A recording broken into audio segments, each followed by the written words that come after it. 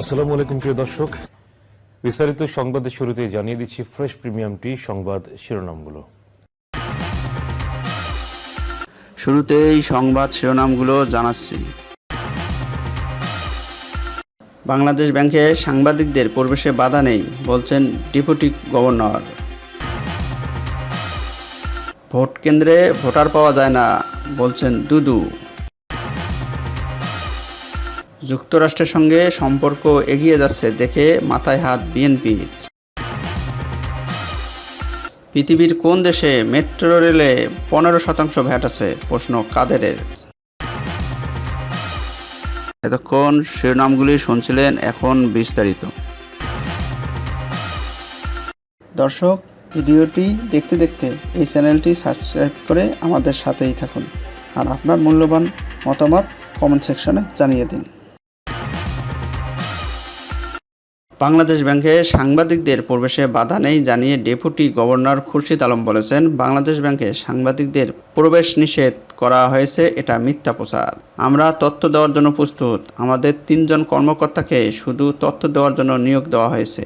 তারপরও যদি না হয়, আমরা 4 জন ডেপুটি গভর্নর আছি, আমাদের সঙ্গে যোগাযোগ করুন, আমরা উত্তর দেব। গত শনিবার দুপুরে Panchagarh chamber of commerce and industries ভবনে রংপুর বিভাগে গ্রাহক সচেতনতা সপ্তাহ 2024 উদ্বোধনী অনুষ্ঠানে তিনি এসব কথা বলেন। খুরশিদ আলম বলেন, এবছর 8 লাখ কোটি টাকার বাজেট ঘোষণা করা হবে। যারা অপপ্রচার চালাচ্ছে তাদের কথায় বিভ্রান্ত হবেন না। বাংলাদেশ এখন অনেক দেশের কাছে রোল মডেল। দেশ এগিয়ে যাচ্ছে, পেছনে তাকানোর সময় নেই। মানুষের আয় বেড়েছে। অনেকে না জেনে বিভ্রান্তিকর তথ্য ছড়িয়ে দিচ্ছে। ব্যাংক কর্মকর্তাদের উদ্দেশ্যে তিনি বলেন, ব্যাংকিং সেক্টরে যারা কাজ করছি তারা সবাই দেশের জন্য কাজ করছি। ব্যাংক ঋণ যদি ঠিক না থাকে তাহলে সমস্যা। খেলাপি ঋণ আদায়ে আপনারা সচেতন হন, গ্রাহকদের সঙ্গে ভালো আচরণ করুন।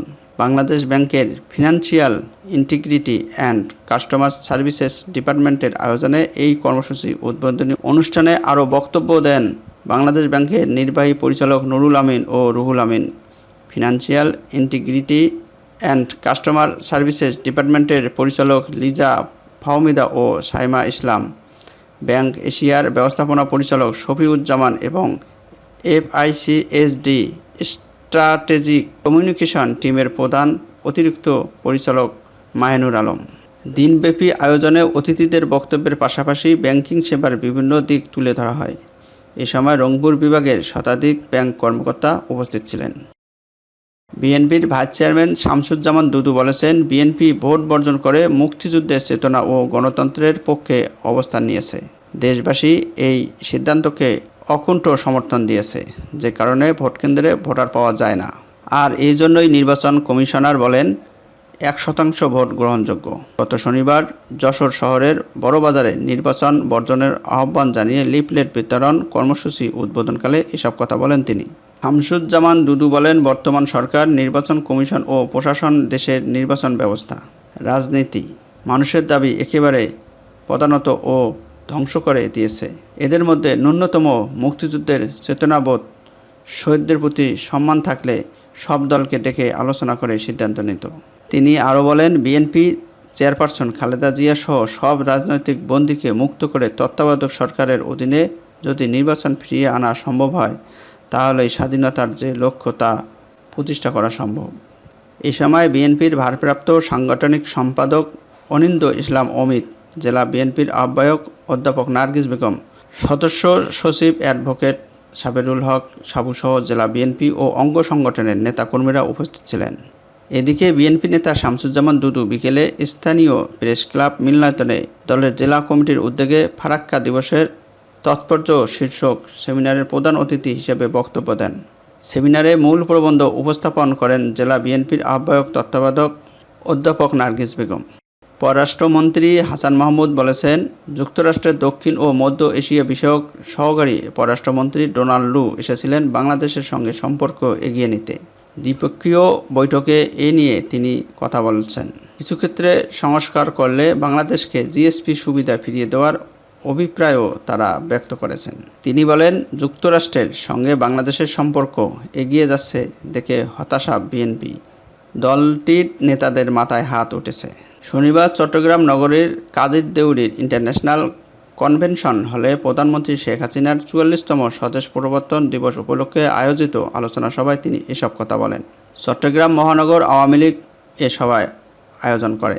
পররাষ্ট্রমন্ত্রী বলেন, বিশ্ব অর্থনৈতিক মন্দা কাটিয়ে ওঠার লক্ষ্যে যুক্তরাষ্ট্রের একটি বিশেষ তহবিল আছে, সেখান থেকে সাহায্য করার ব্যাপারে আগ্রহ দেখিয়েছে তারা। সুতরাং যুক্তরাষ্ট্রের সঙ্গে আমাদের সম্পর্ক অত্যন্ত চমৎকার।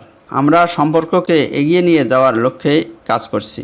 মন্ত্রী বলেন, এবার আমরা স্লোগান দিয়েছি স্মার্ট বাংলাদেশ। স্মার্ট বাংলাদেশ বলতে smart society, smart economy, smart governance এবং স্মার্ট পিপলস। আমাদের অভিযাত্রাকে আটকে দিতে চায় বিএনপি ও তাদের দোসররা, সে কারণেই নানা ষড়যন্ত্র।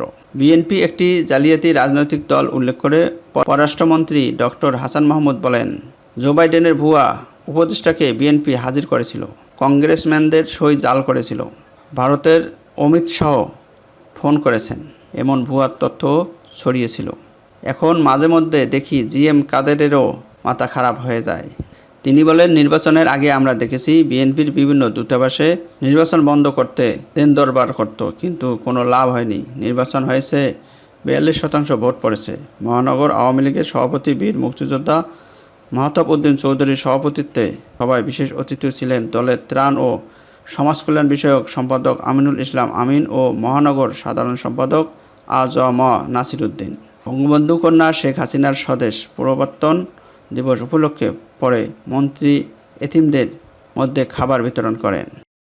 মেট্রো রেলের ভাড়ায় ভ্যাট না বসাতে প্রধানমন্ত্রী শেখ হাসিনাকে অনুরোধ করেছেন বলে জানিয়েছেন সড়ক পরিবহন ও সেতুমন্ত্রী ওবায়দুল কাদের। তিনি বলেন, মেট্রো রেল অনেক জনপ্রিয় গণপরিবহন, একে আরও জনপ্রিয় করতে চাই। এ অবস্থায় 15% ভ্যাট বসানোর বিষয়ে প্রধানমন্ত্রী শেখ হাসিনাকে পুনর্বিবেচনা করতে অনুরোধ জানিয়েছি। রোববার রাজধানীর একটি হোটেলে আয়োজিত branding seminar on Dhaka metro rail অনুষ্ঠানে তিনি এসব কথা বলেন। পৃথিবীর কোন দেশে মেট্রো রেলে 15% ভ্যাট রয়েছে এমন প্রশ্ন তুলে ওবায়দুল কাদের বলেন, ভারতের মেট্রো রেলেও ভ্যাট নেই, তাহলে আমরা কেন 15% ভ্যাট বসাবো? তিনি বলেন, মেট্রো রেল আমাদের সম্পদ। 2030 সালে 6টি এমআরটি লাইনের কাজ শেষ হবে, এগুলোর মধ্যে 2টি হবে পাতাল রেল। প্রধানমন্ত্রী শেখ হাসিনা যে পরিকল্পনা ঢাকা সেটারই অবিচ্ছেদ্য অংশ। এই সময় রাজধানীতে চলাচল করা বাসগুলোর গরিব চেহারা দেখলে লজ্জা লাগে বলে মন্তব্য করেন ওবায়দুল কাদের। তিনি বলেন, এত গরিব গরিব চেহারা আমাদের বাসে। আফ্রিকার ছোট ছোট শহরেও এর চেয়ে ভালো ভালো বাস চলে।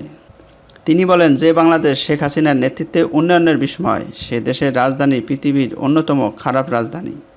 বসবাসযোগ্য 140টি দেশের মধ্যে 130-এর মধ্যে আমাদের অবস্থান। এটা দেশের উন্নয়নের সঙ্গে মেলে না। সেতুমন্ত্রী বলেন, এই শহরের এত দামি গাড়ি চলে, কিন্তু বাসের অবস্থা এত খারাপ কেন? বারবার কথাবার্তা বলেও সমাধান করা যায়নি। এই অবস্থা থেকে আমাদের মুক্তি পেতেই হবে। ঢাকায় যে বাসগুলো চলে তা দেখলে ভীষণ খারাপ লাগে। এগুলো দেখলে কেমন লাগে? এটা দেখলে আমাদের লজ্জা লাগে। আমাদের মালিক সাহেবরা কি বিদেশে যান না, দেখেন না? তিনি বলেন, আজ আমাদের বুড়িগঙ্গা শেষ, কর্ণফুলীও শেষ, এখন মুখে লেকচার দিয়ে লাভ নেই। এত বড় অনুরোধ করেছি, কিন্তু কোনো কাজ হচ্ছে না। ব্র্যান্ডিং সেমিনারে অতিথিদের আমন্ত্রণ নিয়ে আলোচনা করে ওবায়দুল কাদের বলেন, সামনে যারা বসে আছেন তাদের বেশিরভাগই আমাদের মন্ত্রণালয়ের কর্মকর্তা, কিন্তু তাদের কাছে ব্র্যান্ডিং করা দরকার, তারা নেই। 3 লাখ যাত্রী প্রতিদিন উত্তরা থেকে মতিঝিল আসছে, মতিঝিল থেকে উত্তরা যাচ্ছে। এখানে তাদের কাউকে রাখা দরকার ছিল। মন্ত্রণালয়ের লোকদের কাছে ব্র্যান্ডিং করার দরকার আছে কি না, এটা আমি আগেও বলছি। আমরা কাদের উদ্দেশ্যে বক্তব্য রাখছি সেটা আমাদের মনে রাখতে হবে। পরবর্তী সংবাদ দেখার আমন্ত্রণ জানিয়ে শেষ করছি। আল্লাহ হাফেজ।